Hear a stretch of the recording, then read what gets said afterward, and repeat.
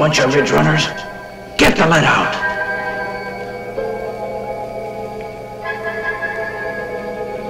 Buona fortuna, amici. Good luck. Ich sehe Sie. Lass Sie noch ein bisschen herankommen.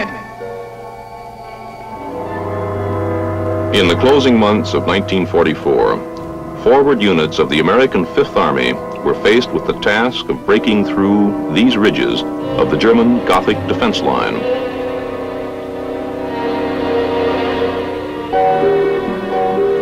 On November 26th of that year, a deathly silence settled over this sector of the Italian front, for it was on that day that our third attempt to break the line failed.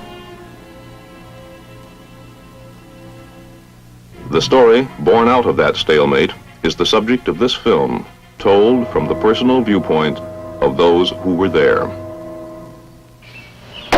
My name is Bill Putnam. I was a lieutenant with the 85th. Ich heiße Georg. My name is George Bible. I was a sergeant assigned to a transport unit. I witnessed the end of the war in Italy. My name is Ben Bush. I was a sergeant with the 86th. Ich bin Hans-Georg Hildebrand. I am Hans George Hildebrand. I was a German general in northern Italy. My name is George P. Hayes. I was the commanding general of the 10th Mountain Division.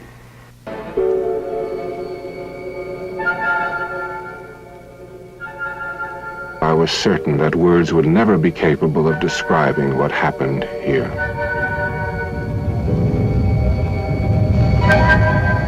But time has a way of helping a man put a lot of jagged memories back together again. We were not the first division to come to Italy, nor did we, as one reporter put it, win the war single-handed. I have no doubt that our final story would have been a lot different had it not been for so many other people who had come here before us. We were not responsible for the victories at Anzio, Salerno, or Monte Cassino, or for the march into Rome.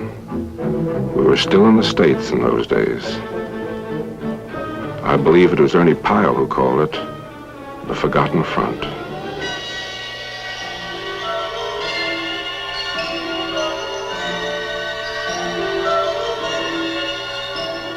We became a part of this tragic scenery on December 23rd, 48 hours before Christmas, 1944.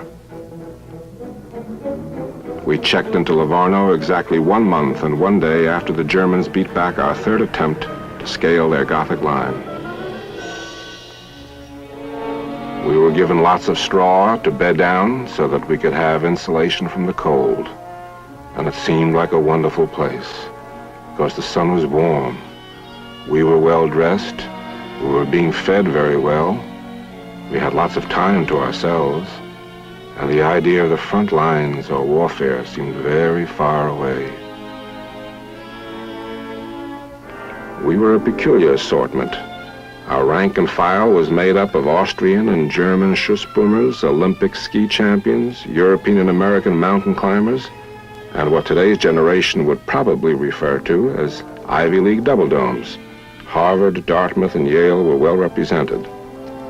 An intelligence officer reported that the Germans were not impressed. On the 8th of January, this first contingent moved north through Florence to face the deadlock at the front. 10 days later, the rest of the division pulled into Livorno.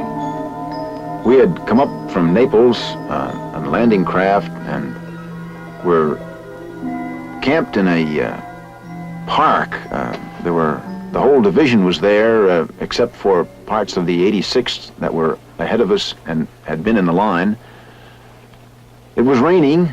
Things were rather miserable and soggy, but we were cleaning our equipment, relaxing a bit, getting rested up from the long trip in the ocean.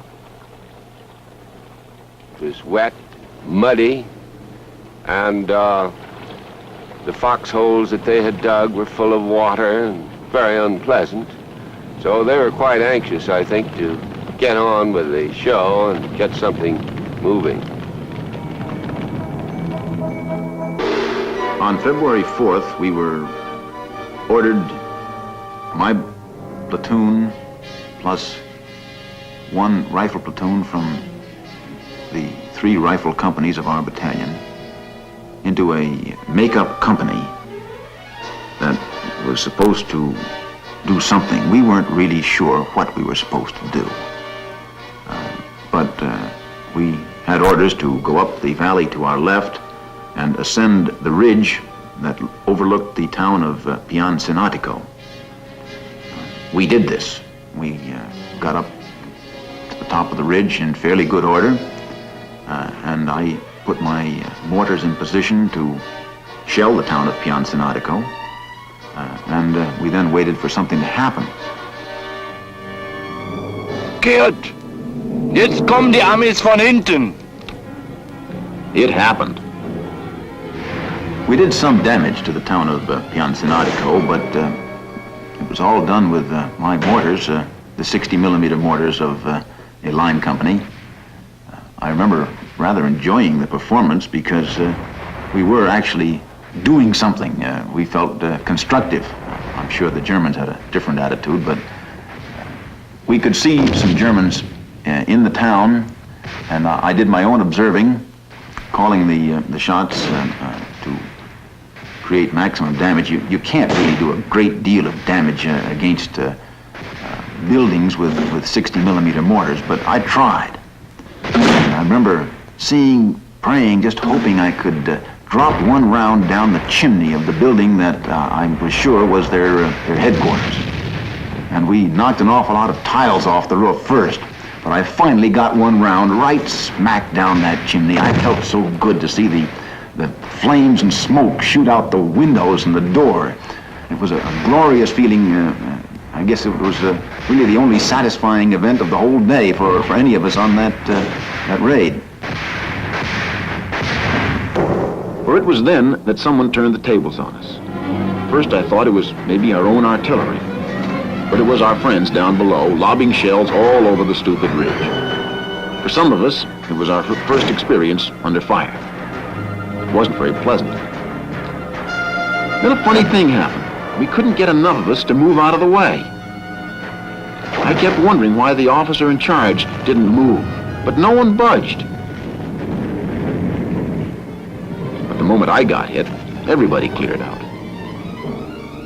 Why, leading the parade down was the guy in charge of the foolish raid, and I never saw anybody move so fast in all my life as he did getting out of there after the hours that I'd spent urging him to do something.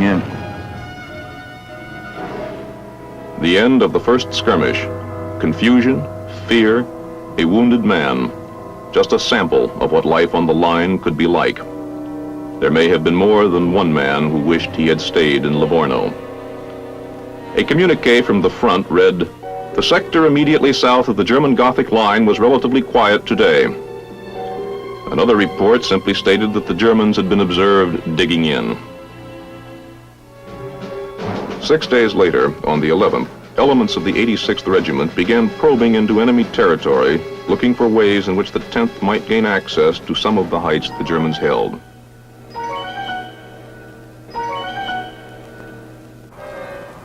No one made much noise about those patrols. There was no mention of them in the press. We lost men on some of these patrols. And you know, a guy that's killed on patrol is just as dead as a guy that's killed in the big push.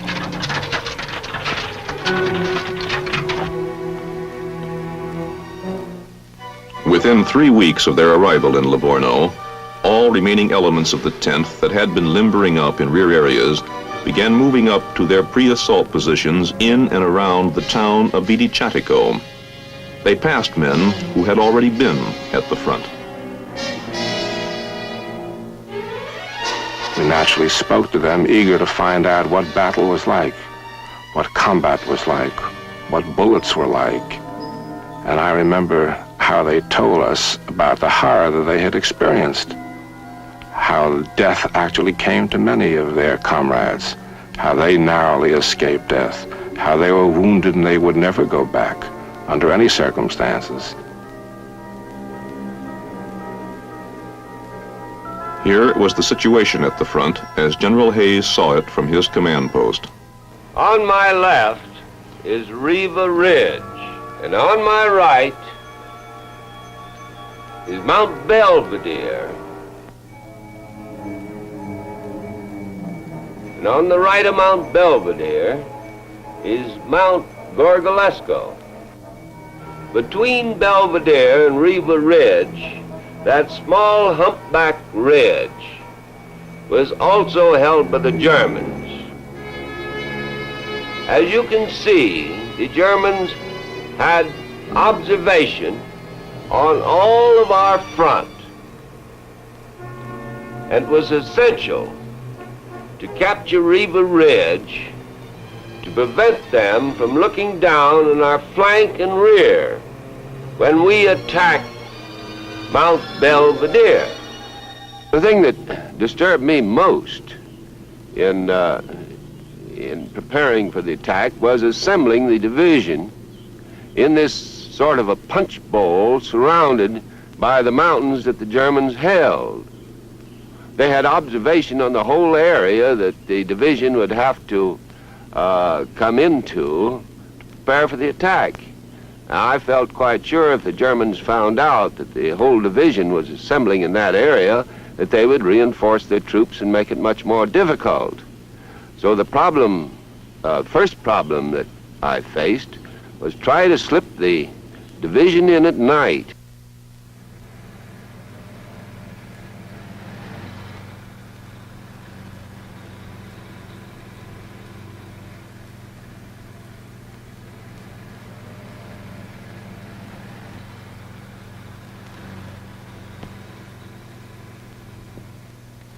Die amerikanische Linie läuft. The American line runs from here down to this valley and northeast of Rocca Cornetta.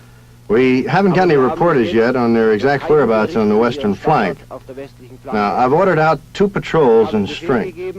They're to capture any American in the 10th Mountain Division sector and return him alive to me, not to the intelligence. Amerikanischen Gebirgsdivision gefangen nehmen und ihn lebend zu mir bringen.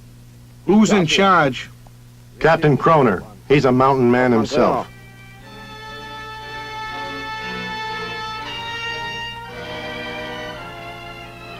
That night, an American patrol also went out.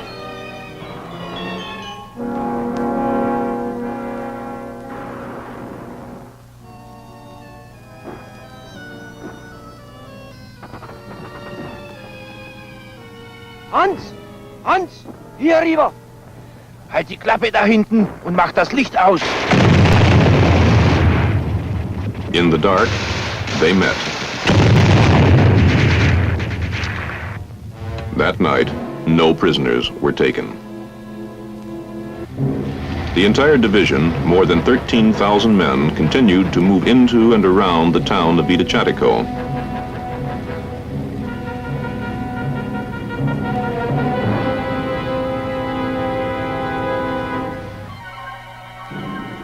After patrolling for a period of a week, we finally found 4 little paths that we could climb. We thought we could climb up the mountain. Now they'd had to go up single file. One German at the top of the mountain could throw hand grenades down and stop the whole show if we didn't gain surprise. So naturally, under a situation of that kind, the men would be a little nervous. You couldn't expect them to be otherwise. And there was Mount Belvedere, serenely majestic, covered with landmines, and for the 4th time, the prime objective of the coming assault.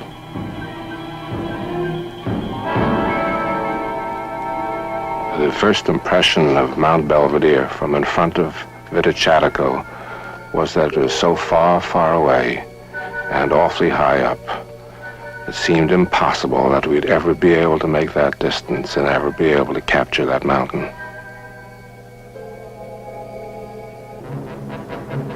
On the 14th of February, General Hayes told his commander, Major General Willis D. Crittenberger, that he was ready to breach the German line and to spearhead the Fifth Army's advance into the Po Valley that lay to the north. He was given the green light. On the 15th of February, General Hayes dictated this order. The 10th Mountain Division will attack on D-Day to seize, occupy, organize, and defend the Mount Belvedere, Mount Della Torresilla Ridge, and prepare for action to the northeast. D-Day and H hour to be announced. The Germans were well aware that something was up, but according to their records, there wasn't much they could do about countering our intentions. General Hildebrand was asked about the obvious absence of German aircraft. Sie fragen mich nach der mangelnden Unterstützung. You ask about the lack of support by our Air Force. Gentlemen, I can only reply that there were days, well, weeks, when I did not see a single German plane. There were many planes up there, but they were yours, gentlemen, not ours. It was extremely frustrating when a British or an American fighter plane made observations of our positions, and I had no way of going after it.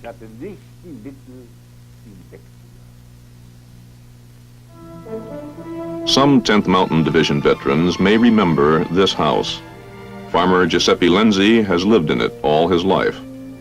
During the tense wait for D-Day that followed the general's combat order, a handful of men of the 86th Mountain Infantry holed up inside Lenzi's house. Giuseppe remembers their arrival and the day they left. In febbraio del 1945. In February of 1945, the Americans arrived at the village of Viticiatico, most of them from the 10th Division. Then in one evening of that February, they began their advance on Mount Riva and Mount Belvedere, where they started a great battle.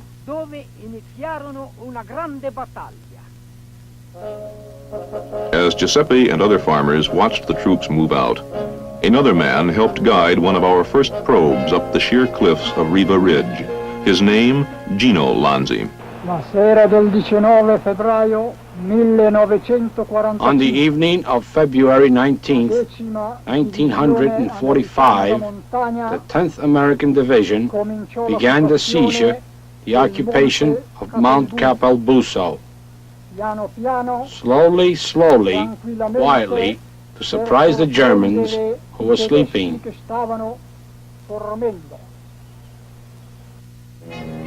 There were only 4 places in that ridge that our troops could climb, and then only single file. And it was absolutely essential that they get on top of that ridge before the enemy was alerted.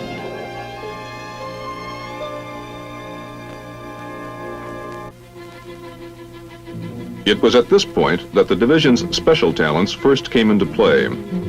Expert rock climbers of the 1st Battalion of the 86th began climbing the ridge's jagged rocks to a height of 1,500 feet and, without making a sound, fixed ropes for the use of units that were moving up from below. We flashed some searchlights on the cloud formation up above, and that reflected back just a little bit of light on the hill mountainside, which enabled them to see a little bit of the rock structure that they had to climb. All ropes were secured by midnight. The entire valley below was still.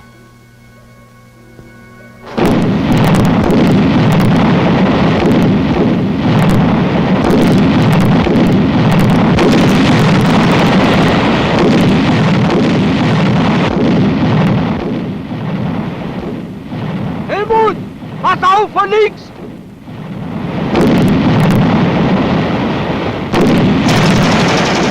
Come on, you bunch of ridge runners! Get the lead out!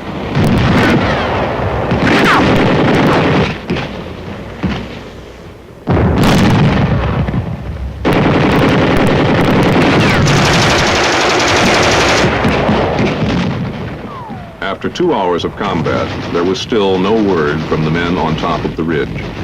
It was reported, however, that the first of several wounded were on their way down. To General Hayes, there were two questions.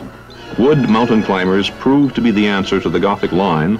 And would their special talents plus the strategy of surprise help keep initial casualties down?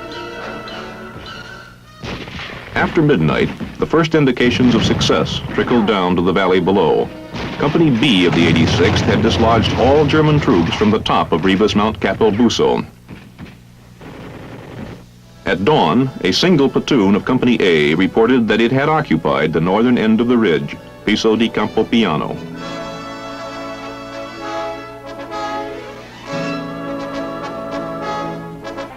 Das ist Campopiano.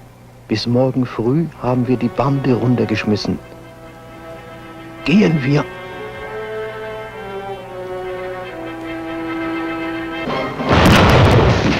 German counterattacks came as expected.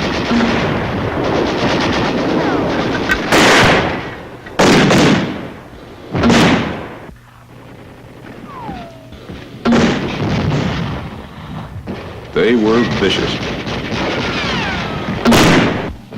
but were doomed to failure when a young lieutenant in charge of the lonely platoon checked the German thrust by calling for dangerously close artillery support.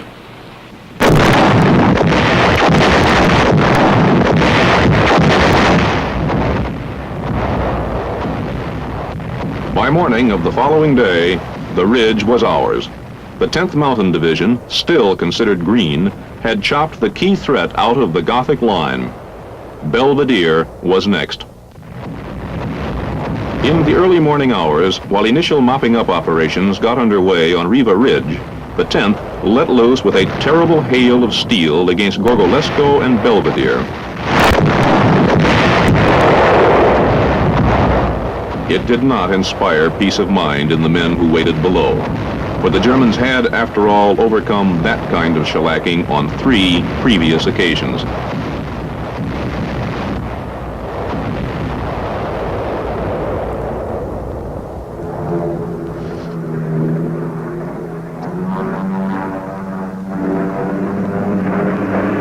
Feindliche Kampfflugzeuge vom Westen im Anflug! Ganz tief!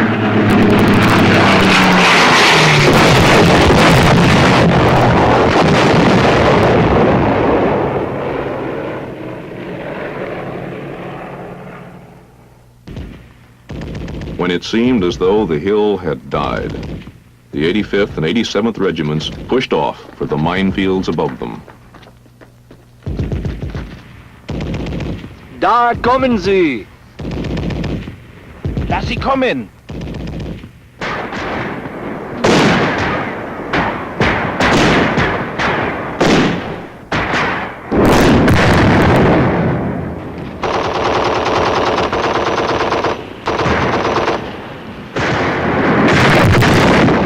We knew the Germans had 2 weapons. They had an 88 and they had the burp gun. Of course, they had a Luger, but that was the kind of thing you got as a souvenir. The burp gun was something you were afraid of. The 88 was something you should be definitely concerned with. On the morning of the 20th, one whole battalion of the 85th reached the top of Mount Belvedere. But the trick, as they soon discovered, was not just to reach it, but to hold it. As the 87th swung to the northeast to firm up the Belvedere line, evidence of the cost of that action began to show.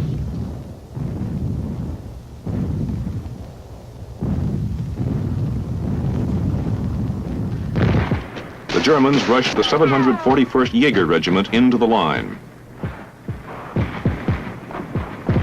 and the 10th climbed up to meet them.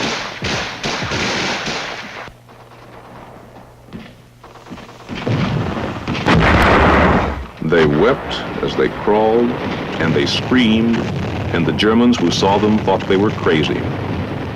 And the Germans cried too, some out of pity, some out of fear, and some out of disbelief.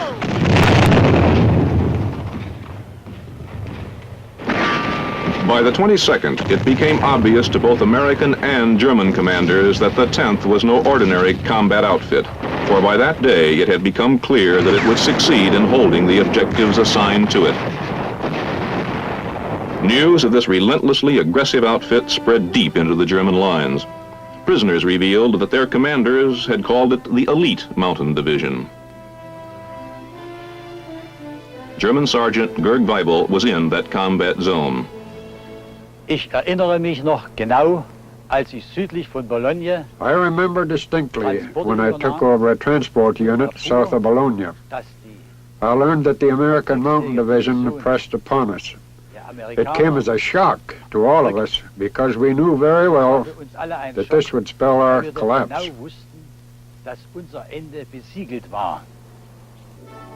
On February 24th, Riva was secure. Belvedere was secure.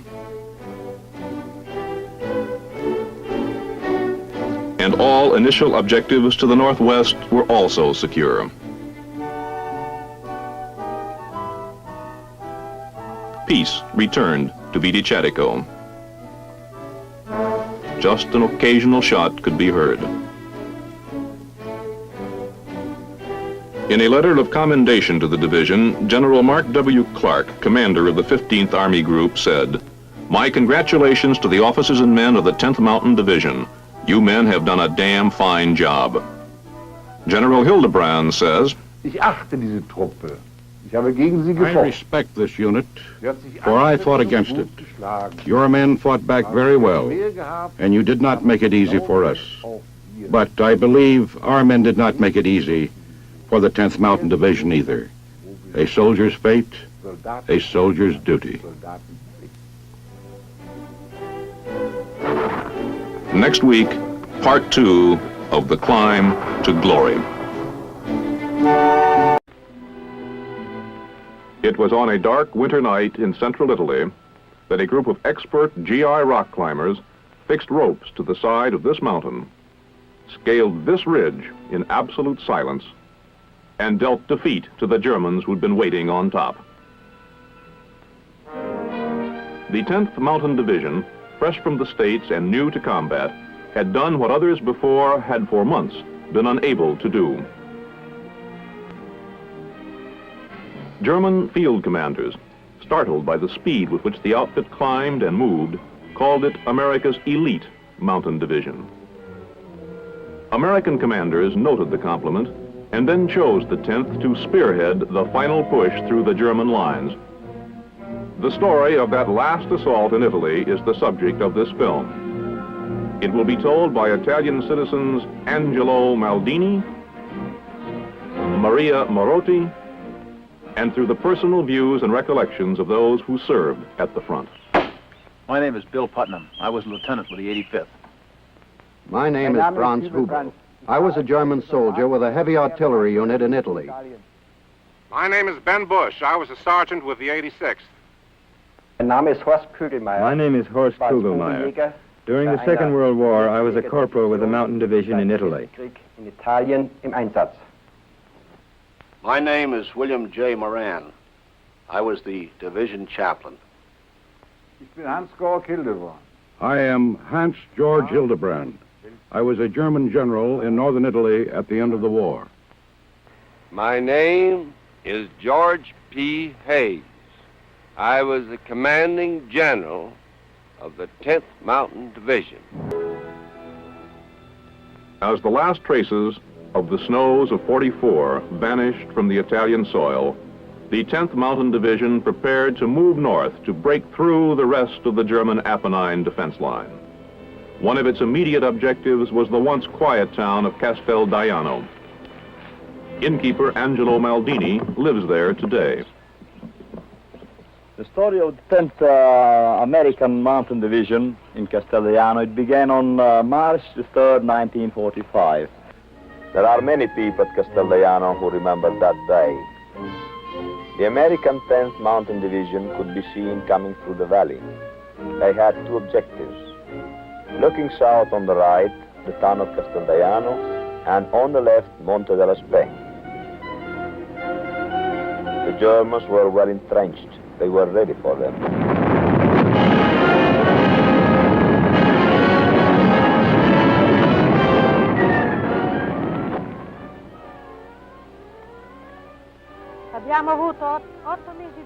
We had 8 months of front lines.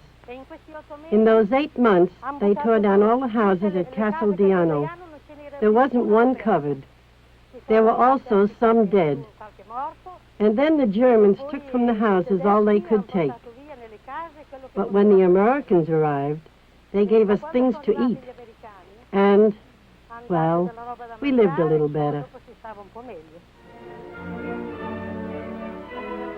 Casteldiano once again was secure and was given back to its own people. 3 days after the battle started, Monte dello Spey was also secure. Some never knew the name of the place. They were left behind in the stillness that enveloped that mountain town. It was a bloody battle.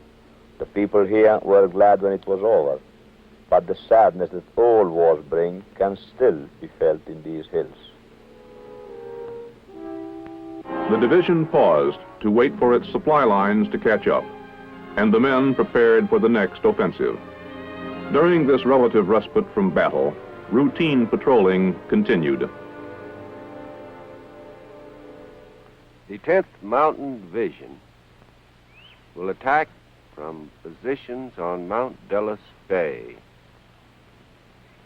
The 85th Mountain Infantry will be on the left, the 87th on the right. The 86th Mountain Infantry will mop up the right half of the objective assigned to the 87th. This is what some men saw from their positions. Veterans of the campaign will remember that distant peak as the Rocca Rufino and the lump to its left as the ridge of Mount Pigna. Held by the Germans, it marked the last major defense of their once touted Gothic line. Mount Pigna, too sheer to climb, would have to be captured at night from behind. This was done in a matter of hours. Rufino would have to be taken head-on by day.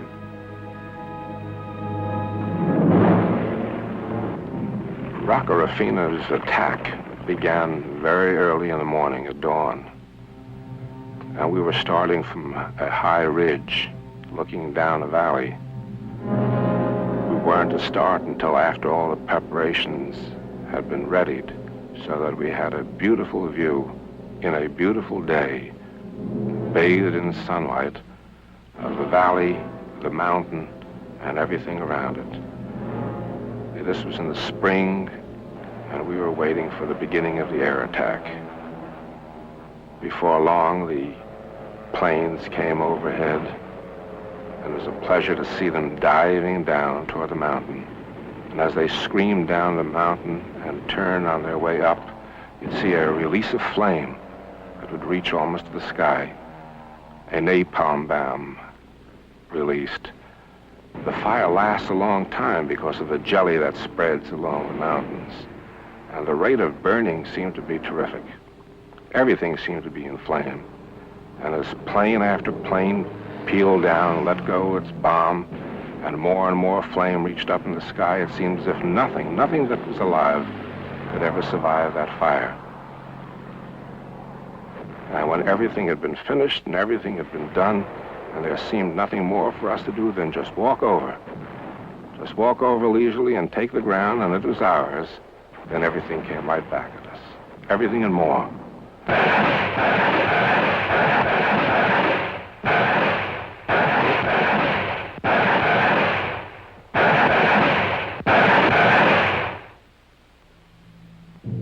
Once again, silence surrounded the valley as the 10th moved out. And the Germans watched them come. And they wondered how this elite division would ever cross this open terrain and climb to this incredible height. 20 Meter zu kurz. 20 Meter zu kurz, Herr Hauptmann. Zu weit. 10 Meter zurück und feuern.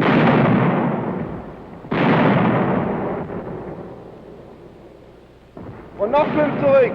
Und nochmal. Und nochmal.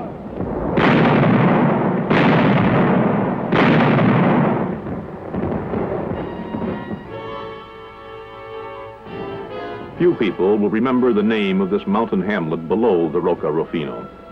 But it's where a number of Americans discovered that there were a number of Germans who were unwilling to throw in the towel.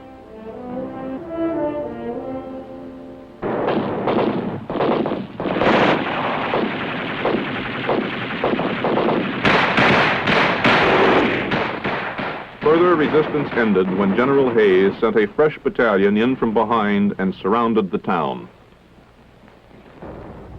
The 10th now fixed eyes on the ridges above and moved in to tackle the Rocca Rufino. Wir müssen Granatwerfer anfordern. Mensch, die kommen unter unserer Feuerlinie durch. Ich kann nicht anrufen. Unsere Leitungen sind alle abgeschnitten.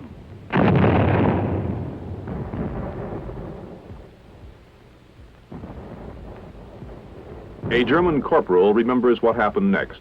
His name, Horst Kugelmeier. Unten im Tal sperrte uns ein heftiges Artilleriefeuer den Rückzug ab. Down in the valley, there was heavy artillery fire, which made it impossible for us to retreat. And in front of us, there were the Americans. We gave in to what was inevitable, threw our weapons away, walked toward the Americans, raised our hands, and did exactly as the pamphlets had told us to do, to surrender. We expected hostile reactions, but, well, one becomes a prisoner of war only once in life. The Americans searched us for weapons, ordered us to sit down, and suddenly, it was rather funny at the moment, there came an American sergeant, and he asked in German where we came from. We said, we are from Munich, and he remarked that he knew Straubing. They offered us cigarettes, and suddenly, all of us were sitting together, Americans and Germans next to each other, and we smoked cigarettes. Our canteen went around. We still had some cognac in it, and I had the feeling that suddenly there was peace. By nightfall, the Rocca Rufino was secure, but the Germans continued to harass the new arrivals with accurate mortar fire. And so, for some people, the battle ended on a different note. I was awfully tired that night, and sleepy too. But I think most of all I was thirsty. It had been a hot climb up Rocca Rufino. Dusty, tired, and the water gave out awfully soon. But here it was past midnight, and I was on my way down to pick up replacements. No water in the canteen, nothing to drink. And even though the evening was cool, my throat was parched and thirsty. My legs were giving out. I stumbled the way down. How I ever got there, I'll never know. And the backlight, that eerie light, orange flames licking out of the treetops, out of the little houses.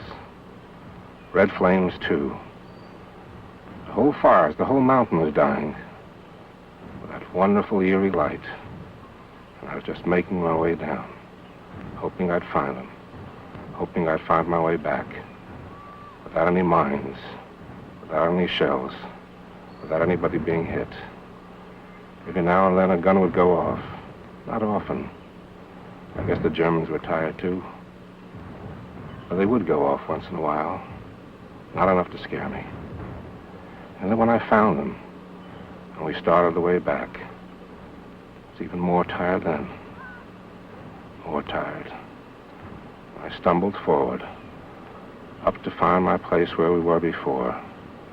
And suddenly, there was nothing. A huge light. A red light. I was enveloped in the light, and I was floating.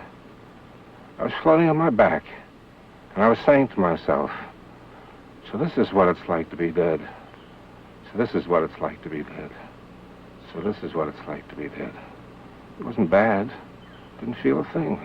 Just floating in the air. Suddenly I landed. I could only tell I landed because it started hurting. I must have landed. I began to hurt all over. And then the mortar fire began. And the men came running over, leaning over me, hiding me, acting like an umbrella to save me, putting a blanket around me. Even then I began to think, boy, first aid for shock. I didn't care. Just too tired to move. I didn't care what happened. The division took a great many casualties in breaking through and securing the heights which you see in front of you. The 10th Mountain Division had finally cleared the last obstacle in its drive to capture the Po Valley below.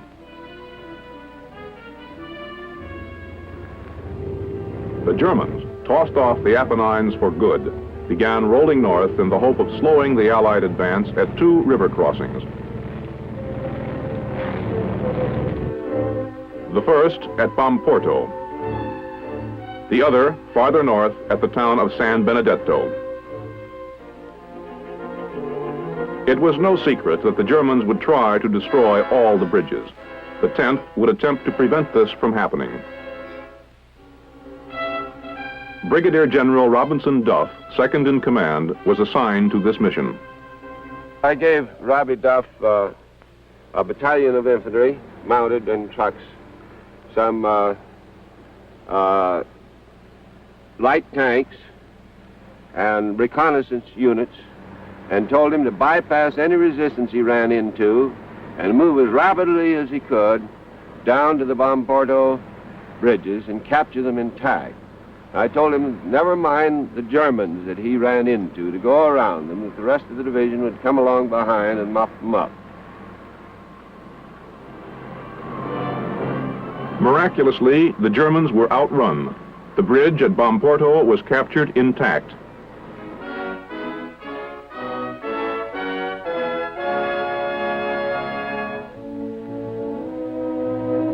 The rest of the division, racing up from behind, overran so many Germans that for a moment it looked as though the advance might be stopped by the simple burden of figuring out what to do with so many prisoners. General Hayes solved the problem by stationing MPs 10 miles apart. The MPs then waved these war-weary men into hastily erected enclosures. Chaplain Moran, in convoy up at the front, remembers taking part in these proceedings. Just before we moved from the Apennine Mountains into the Po Valley, I had an unusual and rather rare experience. That is, rare and unusual for a chaplain. I was returning from an aid station with my driver, my Jeep driver, and we were coming down a country lane in this farmyard when suddenly 2 Germans jumped out in front of the Jeep. At first, we thought they were going to engage us in combat, but we noticed that he did not have any weapons. However, one of them did have something that looked like a hand grenade, but on closer examination, we found that it was a can of rations. We came to a sudden halt, of course, and with that, they put up their hands and said the words kaput, meaning they wished to surrender. Unusual as this was, and unfamiliar as I was with this procedure, I, however, put the 2 prisoners in the back of my Jeep and proceeded towards the main road. On the main road, we joined in with the stream of traffic that was going back and forth, and as we went down the road, we noticed a number of soldiers standing on the side, and as other prisoners and other vehicles went by, they made certain remarks to them. Always in a jolly mood, of course. But as I went by, with the division chaplain written on my Jeep, I heard one soldier say, with an expletive, "Even the chaplain gets them." Farther north, however, there were still German units determined to make a last-ditch stand.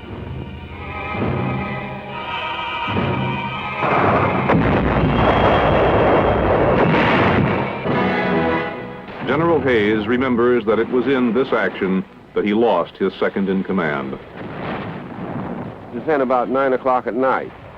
After we got straightened out and started again toward the Po, Robbie Duff saw a mine lying in the middle of the road, and he ran over to the tank that was advancing on this mine and rapped on the door, trying to tell them to stop and not run over the mine.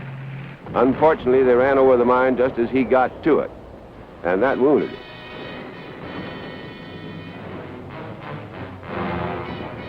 Just a few miles away, the Germans were making a desperate attempt to get to the other side of the Po.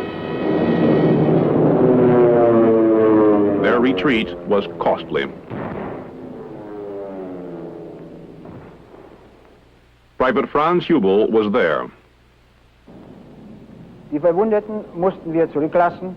We had to leave the wounded behind, and only those who found some means or material could save their lives. We crossed the Po on trees, trunks, on telephone poles, car tires, and whatever else we had at our disposal. The physical and mental efficiency of the German soldiers at that time was at its lowest point, and everyone hoped that the war would soon be over. Hatte die Hoffnung, dass der Krieg bald zu Ende gehen wird. General Hildebrand remembers it this way. Es fehlt an allem. Ammunition. There was a shortage of everything.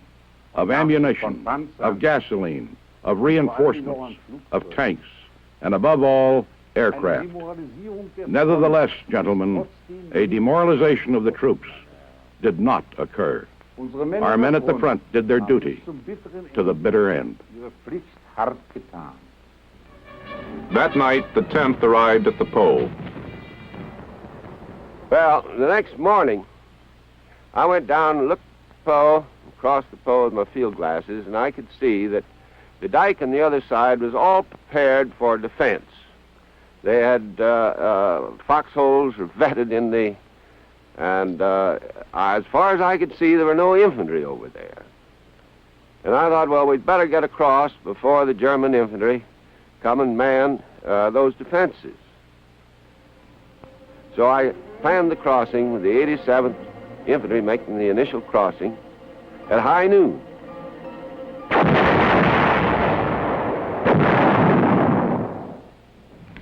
It was warm and sunny, I believe, although we didn't much care about the scenery or the type of day. We had to cross up over the dike, and things were rather uncomfortable because the Germans had some anti-aircraft batteries on the north side of the river, a few miles upstream, and they were shelling us all the way across with time bursts which exploded right over us as we were in the field next to the river and as we were crossing. Once we got across the river, we could spread out and escape from this murderous type of artillery. So we did. At the same time, Bill Putnam remembers taking note of a sad realization. It was the day we crossed the Po River. Ahead of me in the crossing had been Company L of the 87th. I spent the happiest, perhaps, days of my Army life in that company as a private, and I knew all the people in that company. When we crossed the Po, they'd stopped ahead of us, and my company crossed through theirs. And I only recognized two people. Beyond the Po, the 10th Mountain Division got fresh supplies, captured the town of Verona, and a few hours later lost its assistant division commander, Colonel William O. Darby, to a German shell. He received the rank of Brigadier General after his death. The 10th rolled north to Lake Garda and took to the water to capture the tunnels on both sides of the lake.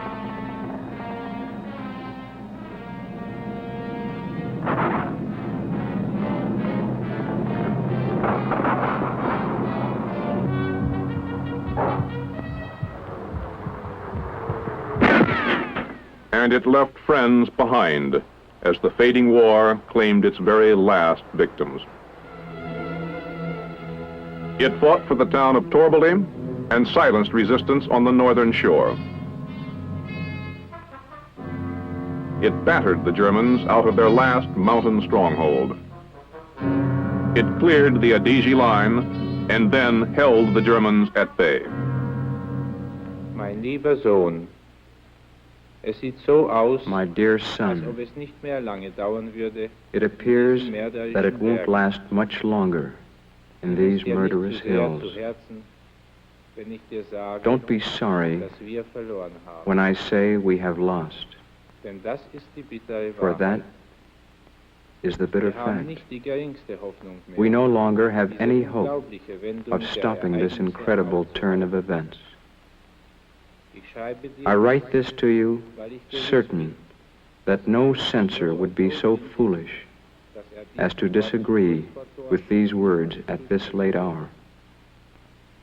wir ergeben, We will surrender sobald wir können. when we can.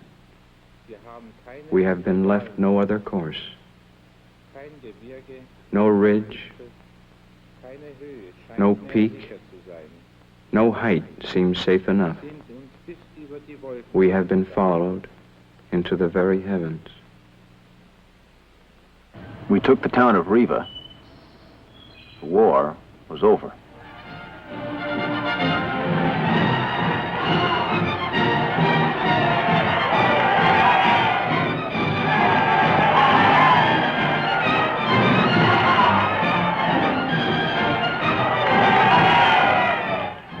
At the war's end, General George P. Hayes stood on the bank of Lake Garda, faced his troops, and said, When you soldiers go home, no one will believe you when you start telling of the spectacular things you have done. There have been more heroic deeds and experiences crammed into these days than I have heard of. I have been privileged to participate in many actions that were considered important and fierce battles. And I can assure you that one of the most bitter were the ones that we fought right here. Many times we stuck our neck out with exposed flank. At one time we were 20 miles in advance with both our flanks exposed. The Lord held us by the hand. And then bells pealed in 1,000 towns, and for a moment time stood still as the world readjusted. And then it was no more than a memory of gunfire and mountains, and of those who had died between Belvedere and Lago di Garda. Their memory will ever be with us. Those who for a year or more, for a few months perhaps, were our friends, our comrades.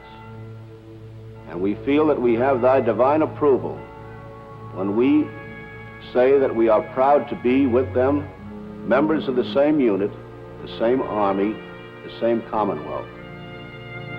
And as we stand this day in the final moments of remembrance, under the same sun and same sky under which our comrades worked and prayed and fought and played so well, we pray to thee, our sovereign God, that under the same sun and sky they may find repose, rest everlasting, and life eternal, a soldier's Valhalla, their reward.